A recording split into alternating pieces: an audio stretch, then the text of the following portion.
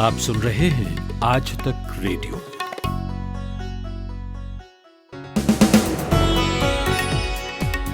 नमस्कार, मैं हूं अमन गुप्ता और आप सुन रहे हैं 7 सितंबर की शाम का न्यूज पॉडकास्ट दिन भर। कांग्रेस की रार थमने का नाम नहीं ले रही है। अब कांग्रेस ने यूपी चुनाव के लिए बनाई गई आधा दर्जन से अधिक समितियों में सूबे के उन नेताओं को जगह नहीं दी है जिन्होंने असंतुष्ट होकर सोनिया गांधी को चिट्ठी लिखी थी, यानी पूर्व केंद्रीय मंत्री जितिन प्रसाद और राज बब्बर। कांग्रेस के इस निर्णय के पीछे क्या मंशा है? भारत में कोरोना की दूसरी लहर आ चुकी है। एम्स के निदेशक डॉक्टर रणदीप गुलेरिया खुद इस बात को मानते हैं और इस दौर में क्या है भारत के हेल्थ केयर सिस्टम की स्थिति, जानेंगे।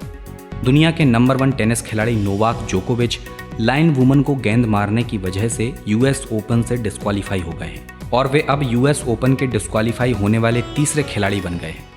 उनसे पहले जो 2 खिलाड़ी डिस्क्वालीफाई हुए वे कौन थे और क्या कारण रहा, बताएंगे। साथ ही ये भी बताएंगे कि क्यों हो रहे हैं कुछ लोगों के व्हाट्सएप क्रैश, लेकिन उससे पहले सुनिए हेडलाइंस।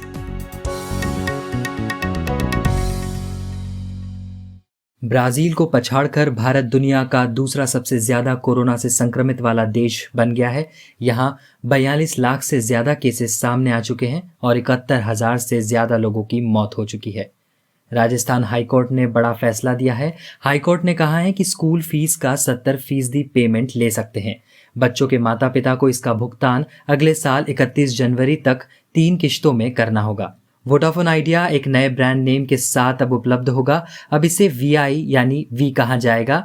कंपनी ने एक इवेंट के दौरान नए ब्रांड नेम और लोगो का ऐलान किया है। इस मर्जर के बाद देश में 4G की कवरेज डबल हो गई है।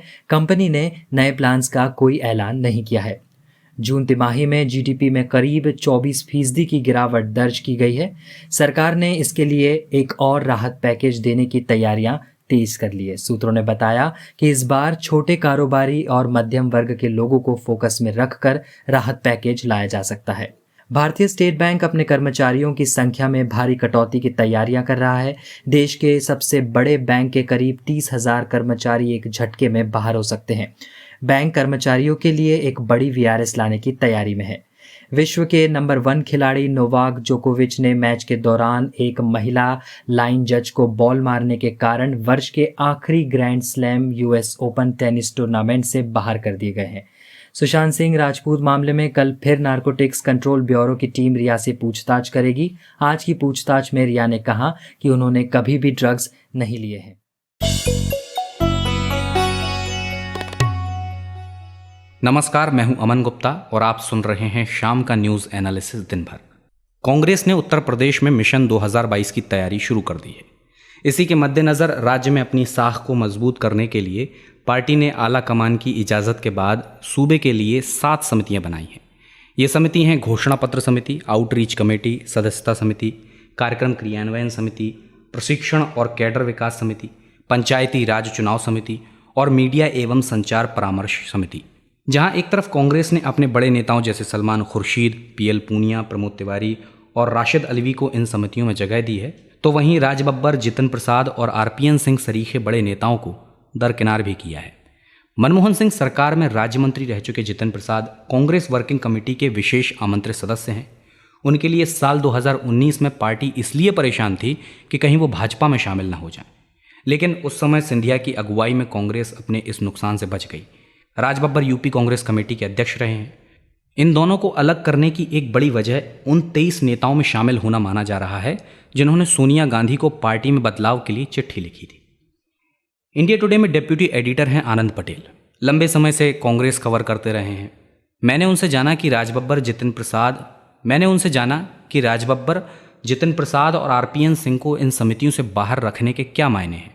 देखिए, रविवार को 7 चुनाव समितियों की घोषणा की गई थी कांग्रेस पार्टी की तरफ से उत्तर प्रदेश में जो चुनाव होने वाले हैं उसके मद्देनजर। हालांकि चुनाव में अभी 2 साल है, लेकिन पार्टी इन समितियों का ऐलान करके ये संदेश देना चाहती है कि वो फ्रंट फुट पे है उत्तर प्रदेश को लेकर के, और वहां की सियासत में अपनी पैठ एक बार फिर से बनाने की कोशिश में है प्रियंका गांधी की अगुवाई में। इसी के मद्देनजर इतने पहले, कम से कम 2 साल पहले ही 7 समितियों का ऐलान किया गया है, जिसमें मैनिफेस्टो कमेटी है, मीडिया कमेटी है, आउटरीच कमेटी है, यानी जो जनसंपर्क बढ़ाना है, सदस्यता बढ़ानी, उसके लिए समिति है। तो इन विभिन्न समितियों के जो अध्यक्ष और उनके मेंबर्स हैं, उनकी घोषणा की गई। लेकिन इनमें सबसे खास बात यह है कि जो लोग ग्रुप 23 यानी जो 23 लोगों का ग्रुप बना कांग्रेस पार्टी के अंदर, बड़े नेताओं का, जिन्होंने चिट्ठी लिखी थी कांग्रेस अध्यक्ष सोनिया गांधी को, ये कहते हुए कि पार्टी में आंतरिक लोकतंत्र नहीं है, अध्यक्ष पद और सीडब्ल्यूसी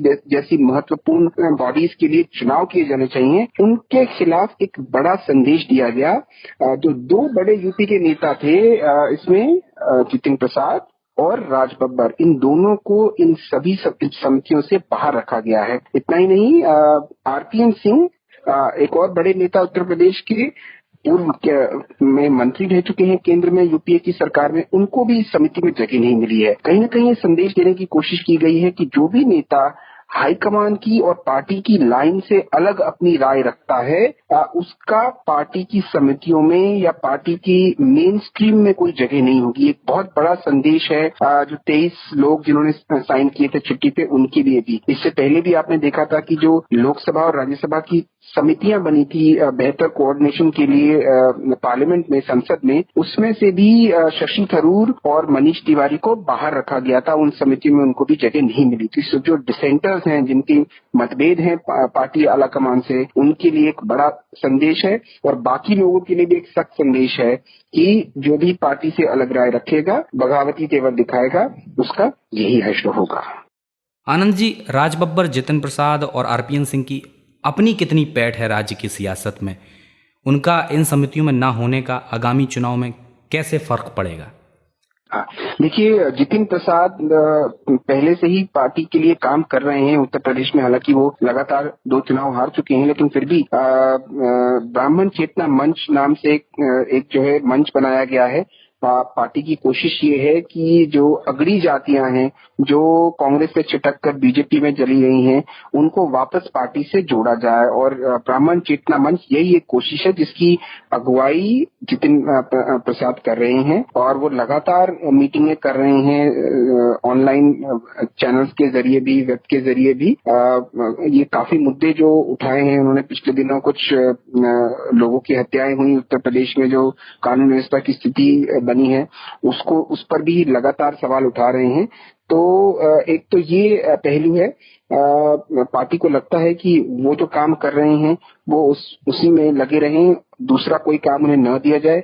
पार्टी की जो आधिकारिक लाइन है वो ये है। जहां तक राज बब्बर का सवाल है, वो पूर्व अध्यक्ष थे अभी तक, हाल तक, और उन पार्टी को लगता है कि उनके कद के मुताबिक उन्हें आगे जिम्मेदारी दी जाएगी। फिलहाल उन्हें इस समितियों से बाहर रखा गया है। जहां तक आरपीएन सिंह का सवाल है, पटौना से सांसद रह चुके हैं, पूर्वी उत्तर प्रदेश के कद्दावर नेता हैं। पार्टी को लगता है कि चूंकि वो झारखंड के प्रभारी महासचिव हैं और बिहार में चुनाव होने वाले हैं नवंबर में, लिहाजा उनका इस्तेमाल बिहार में किया जाएगा, इसलिए फिलहाल उन्हें इन समितियों में जगह नहीं दी गई है। ये थे इंडिया टुडे में डेप्यूटी एडिटर आनंद पटेल। कमाते हैं लेकिन बचा नहीं पाते, बचाते हैं तो उससे कमा नहीं पाते। शेयर की चाल, निवेश का हाल, बाजार का तमाशा, इकोनॉमी की भाषा, बॉन्ड, बीमा, सोना, चांदी, सबकी होती है बात। बचाते रहो नारे के साथ। हर शनिवार मैं यानी नितिन ठाकुर आपकी मुलाकात कराऊंगा आपके मनी मैनेजर से। भारत में कोरोना की दूसरी लहर ने दस्तक दे दी है और अखिल भारतीय आयुर्विज्ञान संस्थान यानी एम्स के निदेशक डॉक्टर रणदीप गुलेरिया ने इंडिया टुडे से खास बातचीत में इस बात को स्वीकार किया। उन्होंने कहा कि जिस तरह से देश के कुछ हिस्सों में मामले बढ़ रहे हैं, उससे साफ है कि ये एक तरह से कोरोना की सेकेंड वेव ही है। महाराष्ट्र, दिल्ली, आंध्र प्रदेश, तेलंगाना, केरल और ओडिशा ऐसे राज्य हैं जहां कोरोना के मामलों में तेज उछाल देखा जा रहा है। डॉक्टर गुलेरिया ने कहा है कि बढ़ते मामलों का ये चलन बताता है कि कोरोना का ग्राफ जल्दी फ्लैट होने वाला नहीं है। उनका मानना है कि कोरोना के मामले अगले आने वाले कुछ महीनों में और बढ़ेंगे और हो सकता है अगले साल की शुरुआत तक जारी रहे। वहीं सेकेंड वेव के साथ एक बार फिर भारत के हेल्थ केयर सिस्टम को लेकर सवाल उठना शुरू हो गए हैं। इसी मसले पर मैंने इंडिया टुडे में असिस्टेंट एडिटर प्रभाष दत्ता से बात की। प्रभाष दत्ता ने इस पर एक विस्तृत रिपोर्ट लिखी है। मैंने उनसे पूछा कि देश का हेल्थ केयर सिस्टम दूसरी वेव में कोरोना से लड़ने के लिए कितना तैयार है। देखिए, कोई एक रिपोजिटरी नहीं है जहां आप जाएं और आपको पता चल जाए कि हमारे देश में अभी कितने डॉक्टर्स हैं, कितने अस्पताल हैं, कितने क्या है। बिल्कुल आज की स्थिति में अभी के वक्त एक एक्यूरेट डेटा नहीं। तो आप कंपैरिजन करते हैं कि पहले क्या स्थिति थी। तो जो प्री कोविड स्थिति थी उसके बाद रैंप अप हुई है हॉस्पिटल्स। अचानक से तो बन के नहीं तैयार हो जाते हैं, लेकिन टेम्पररी अरेंजमेंट बहुत किए हैं सरकारों ने। और उनका एक आप अंदाजा ऐसे लीजिए कि WHO कहता है कि प्रत्येक 1000 जनसंख्या पर एक डॉक्टर होना चाहिए। हमारे देश में ऐसा नहीं है। हमारे यहाँ करीब 1600 लोगों पर एक डॉक्टर है। और अगर आप ऐसे मिलाएंगे कि हॉस्पिटल में कहाँ कितने लोग जाते हैं, सरकारी अस्पतालों का कैसा है, प्राइवेट अस्पतालों का कैसा है। आमतौर पे अगर कोई बीमार पड़ता है तो वो सरकारी अस्पताल में जाने के बजाय प्राइवेट अस्पताल में जाता है। एक संस्था का आकलन है कि करीब 70% लोग भारत में जब बीमार पड़ते हैं तो प्राइवेट डॉक्टर के यहाँ जाते हैं, उनके क्लिनिक पे जाते हैं या प्राइवेट अस्पतालों में जाते हैं ट्रीटमेंट के लिए। सरकारी अस्पतालों में नहीं जाते हैं। वजह यह है कि या तो सरकारी अस्पतालों में उन्हें सुविधा अच्छी नहीं मिलती है या डॉक्टर्स नहीं होते हैं और उनकी सुविधा की क्वालिटी पे भरोसा नहीं है। एक ट्रस्ट डेफिसिट है। और जो सरकारी अस्पताल हैं भी तो उनकी पहुंच गांवों तक नहीं है और गांव में बहुत बड़ी जनसंख्या रहती है। जो अभी कोविड के समय में हुआ है, जो सेकंड वेव जब ऐसे समय आ रहा है जिसकी बात अभी ऑफिशियली एम्स के डायरेक्टर रणदीप गुलेरिया ने इस बात को माना है कि कई जगहों पर देश में सेकंड वेव देखी जा रही है। इस बात से इनकार नहीं कर सकते हैं। अब ये देश केंद्र एक सरकार है जो पूरे देश के लिए पॉलिसी बनाती है, लेकिन वो पॉलिसी बिल्कुल वैसे ही इम्प्लीमेंट नहीं होती है। राज्य सरकारें हैं जिन राज्यों में जनता रहती है और उन राज्य की सरकारों को उस जनता के लिए सुविधा मुहैया करानी होती है। इसी वजह से हमें फर्क देखने को मिलता है। दिल्ली में एक स्टैंडर्ड ऑफ मेडिकल ट्रीटमेंट है, मुंबई में एक है, या आप बिहार, बंगाल, असम, नागालैंड चले जाएं तो वहां आपको बिल्कुल डिफरेंट मिलेगा। इंडिया मेडिकल टूरिज्म को प्रमोट कर रहा है पिछले कई सालों से। क्या ये हमारे यहाँ इलाज करे, ये बेस्ट क्वालिटी मेडिकल ट्रीटमेंट है जो अफोर्डेबल कॉस्ट पे है। लेकिन क्या हमारे देश में ही तेलंगाना के गांव में या आंध्र प्रदेश के गांव में लोगों को अफोर्डेबल ट्रीटमेंट मिल पा रही है? नहीं मिल रही है। ये इसके लिए किसी डेटा में जाने की जरूरत नहीं, ये आंख से देख के लोग बता रहे हैं और बता सकते हैं इजीली। अब इसमें जो रैंप अप हुई थी चीजें, सरकारें, राज्य की सरकारों ने जिन टेम्पररी अरेंजमेंट्स का सहारा लिया था वो तब लिया था जब लॉकडाउन था। वो जगह या होटल को ले लिया हो, स्कूल की बिल्डिंग ले ली हो, या कोई कम्युनिटी सर्विस की जगह ले ली हो, या किसी प्राइवेट अस्पताल की जगह ले ली हो, तब लॉकडाउन था। ज्यादातर एक्टिविटीज बंद थी। जब अनलॉक होना शुरू हुआ है तो जो अनलॉक जस्ट पहले बहुत सारे राज्यों में केसेस गिरे हैं, नंबर गिरे। दिल्ली का ही उदाहरण लीजिए, नंबर गिरे। जब नंबर गिर रहे थे कोविड के पेशेंट्स की तो बहुत सारी जगहों को रिलीज कर दिया गया कि अब इनकी आवश्यकता नहीं है। अब रिलीज किया गया, वहाँ वो सैनिटाइजेशन के बाद वहाँ एक इकोनॉमिक एक्टिविटीज कई जगहों पे शुरू हो गई है। और वो शुरू होने के साथ एक दूसरा वेव हमें देखने को मिल रहा है। अचानक से केसेस बढ़ गए हैं। महाराष्ट्र में बढ़ गए, केरला में बढ़ गए, कर्नाटका में बढ़ गए, दिल्ली में बढ़ गए। ऐसे जगहों पे केसेस बढ़ गए। अब बढ़ तो गए केसेस, अब वापस से लॉकडाउन की स्थिति में जाएंगे क्या? क्या भारत सिर्फ कोविड पैंडेमिक फेस कर रहा है? ऐसा नहीं है। भारत एक इकोनॉमिक पैंडेमिक भी फेस कर रहा है। अभी जनता को स्वास्थ्य सुविधा मुहैया कराना पहले प्राथमिकता है और उसके साथ उतनी बड़ी प्राथमिकता है उसी जनता को रोटी मुहैया कराना। ये एक चैलेंज है और इस चैलेंज के बीच में आप अस्पतालों की स्थिति देखेंगे तो आपको लगेगा नहीं कि हमारी सुविधाओं का जो तंत्र है, स्वास्थ्य तंत्र, वो इसके लिए तैयार है। ये थे इंडिया टुडे में असिस्टेंट एडिटर प्रभाष दत्ता। दुनिया के नंबर 1 टेनिस खिलाड़ी नोवाक जोकोविच अपने गुस्से पर काबू नहीं रख पाते और इसी गुस्से की वजह से अब वे यूएस ओपन आगे नहीं खेल पाएंगे। दरअसल यूएस ओपन के प्री क्वार्टर फाइनल के दौरान पहले राउंड में जब वो स्पेन के टेनिस स्टार पाब्लो कारेन बुस्टा के हाथों 6-5 से पिछड़ रहे थे तो वे झुंझला गए और इसी झुंझलाहट में सर्विस करने से पहले उन्होंने गेंद को लाइन की ओर हिट कर दिया, जो सीधे जाकर वहां खड़ी एक महिला लाइन जज के गले में लगी। कुछ देर तक तो उस महिला को सांस लेने में तकलीफ भी हुई। जोकोविच उसके पास पहुंचे, हालचाल भी लिया, लेकिन गेंद मारने के कारण उन्हें टूर्नामेंट से बाहर होना पड़ा। उन्हें डिस्क्वालीफाई कर दिया गया है। हालांकि उन्होंने इंस्टाग्राम पर इस घटना के लिए खेद जताया और लंबा चौड़ा पोस्ट लिखकर माफ़ी भी मांगी। लेकिन ग्रैंड स्लैम का नियम कहता है कि कोई खिलाड़ी अगर किसी अधिकारी या दर्शक को चोटिल करता है तो उस पर जुर्माना लगने के साथ ही उसे अयोग्य करार दिया जाता है। अब नियमों के मुताबिक यूएस ओपन के प्री क्वार्टर मुकाबले में जोकोविच को जो राशि मिलेगी उसमें जुर्माना के हिसाब से कटौती की जाएगी और इस गलती के लिए जोकोविच के रैंकिंग पॉइंट भी घटा दिए जाएंगे। दी लल्लन टॉप में स्पोर्ट्स की खबरों पर नजर रखने वाले हमारे साथी हैं सूरज पांडे। मैंने उनसे बात की और जाना कि यूएस ओपन के इतिहास में पहले ऐसा कब हुआ है जब किसी खिलाड़ी को इस तरह से बाहर का रास्ता दिखाया गया हो। यूएस ओपन के इतिहास में यह पहली बार नहीं हुआ है जब किसी प्लेयर को डिफ़ॉल्ट किया गया। ये टेनिस का टर्म है, आम भाषा में वही जो डिस्क्वालीफाई होता है वही इसमें डिफ़ॉल्ट कहा जाता है। तो सबसे पहले 1979 में एक प्लेयर हुआ करते थे, एलिए नस्तासे को डिस्क्वालीफाई किया गया था, डिफ़ॉल्ट किया गया था। उनका मैच चल रहा था 1979 के यूएस ओपन में जॉन मैकनरो के खिलाफ और इस मैच में उन्होंने अंपायर के एक फ़ैसले से आपत्ति जाहिर की और उसके बाद विवाद बढ़ा। फिर इन्होंने कहा कि मैं अब खेलूँगा ही नहीं। नस्तासे ने जब ये कह दिया कि मैं खेलूँगा ही नहीं तो अंपायर ने इनको डिस्क्वालीफाई कर दिया।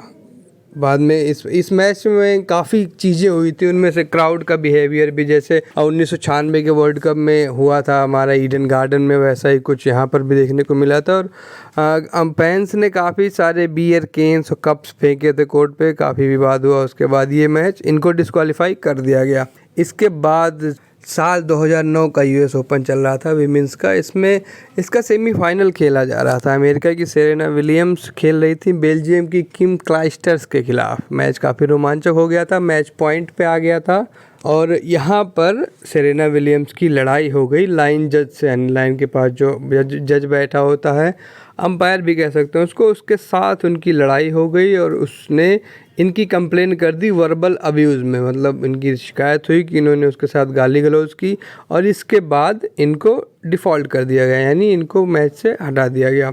और इनको हटाने जाने के बाद क्लाइस्टर्स वो मैच जीत गई। अब बात अगर जोकोविच की करें तो जोकोविच के मामले में जो भी हुआ बेहद दुर्भाग्यपूर्ण था। ऐसा हर टेनिस लेजेंड कह रहा है, हर फैन, ऑलमोस्ट हर फैन कह रहा है। हाल के महीनों में जोकोविच के साथ ये जुड़ने वाली कम से कम दूसरी सबसे बड़ी कंट्रोवर्सी है। इससे पहले इन्होंने कोविड काल में एक टूर्नामेंट आयोजित करा दिया था सर्बिया, अपने जहां सर्बिया के रहने वाले हैं और उसी इलाके में उन्होंने एक टूर्नामेंट आयोजित करा दिया था। उसमें काफ़ी बड़े बड़े प्लेयर्स आए थे और उसके बाद एक काफ़ी प्लेयर्स कोरोना पॉजिटिव पाए गए, तो उस मामले में भी इनकी काफ़ी आलोचना हुई थी। ये थे दी लल्लन टॉप में स्पोर्ट्स संवाददाता सूरज पांडे।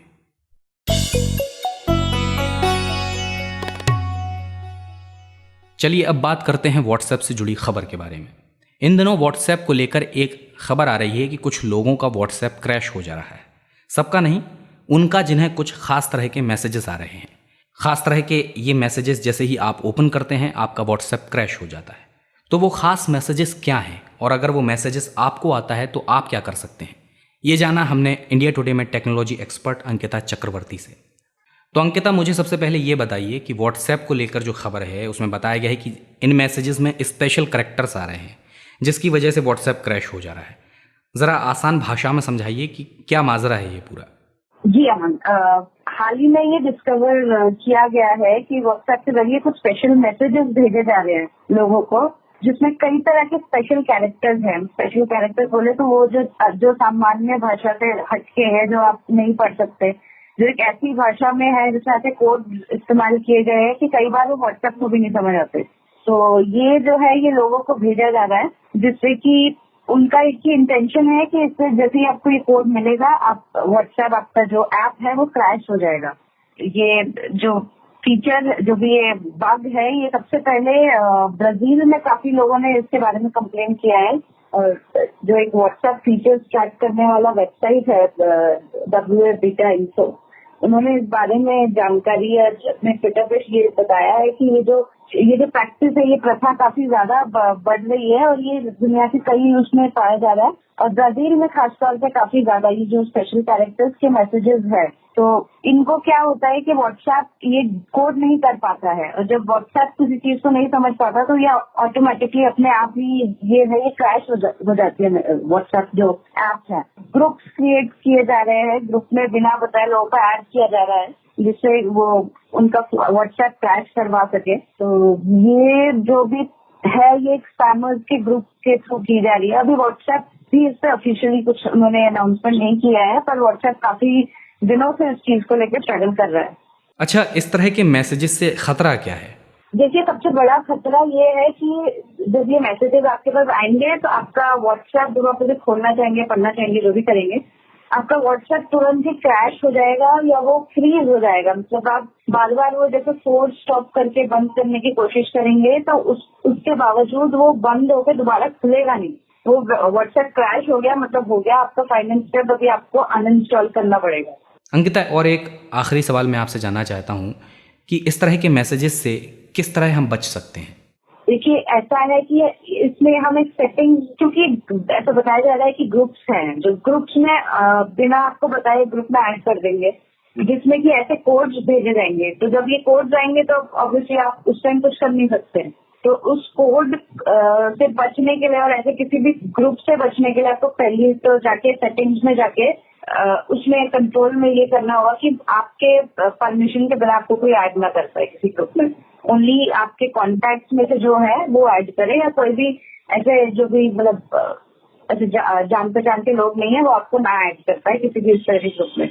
और दूसरा ये हो सकता है कि हम वो जो मैसेज आ रहा है तो बिना कोई हम कॉन्टैक्ट से रिमूव कर दे, आर्काइव करके किसी भी तरह से, क्योंकि अगर कुछ हम स्क्रीन के ऊपर से देख सकते हैं कि कुछ ऐसा मैसेजेस है जिसमें कैरेक्टर भी प्रॉपर नहीं है, तो उस मैसेज को खोलने का मेरे ख्याल में कोई मतलब नहीं बनता है। तो उसको हटा सकते हैं हम लोग। ग्रुप्स में ऐड होने से बच सकते हैं कि इस तरह से ऐड ना कर दे हमें कोई।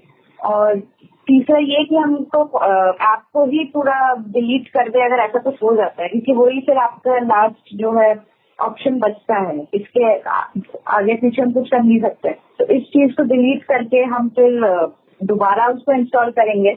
और अगर आपने चैट बैकअप पे लगाया है तो फिर वो चैट बैकअप भी हो जाएगा, उसमें कोई दिक्कत नहीं है। बट अगर चैट बैकअप पे नहीं है तो आपकी काफी चैट हिस्ट्री लॉस होने के चांसेस है। तो ये इस तरह का जो भी बग है या बग वाले मैसेजेस हैं, इनसे हम अगर इनको अवॉइड कर सके जितना, तो ये बेटर होगा। ये थी इंडिया टुडे में टेक्नोलॉजी एक्सपर्ट अंकिता चक्रवर्ती। आज तक रेडियो पर इवनिंग न्यूज़ एनालिसिस दिन भर में इतना ही। इसकी साउंड मिक्सिंग की कपिल देव सिंह ने।